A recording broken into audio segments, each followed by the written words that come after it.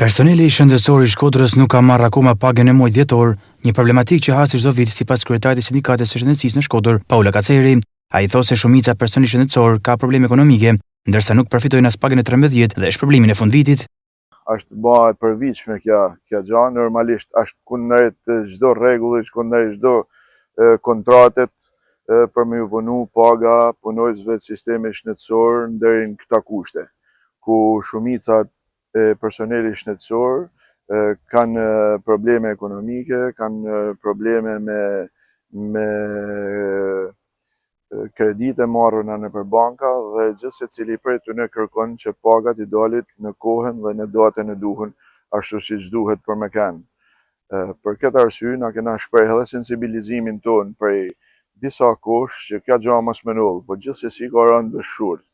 Përveç kësaj, unë shpreh edhe problematika tjera, cilat ja kena nisë edhe Ministri i Shëndetësisë për pagën e 13 dhe për shpërblimin e fundvitit, kur në asnjë vit nuk janë bërë të mujtuna asnjëna as tjetra, ashtu siç i marrin edhe institucionet tjera.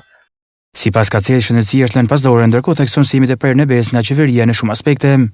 Është gjithmonë në shëndetësia ky sektor në fakt shumë i rëndësishëm për qytetin e Shkodrës, gjithmonë lën mas doret në këta pika.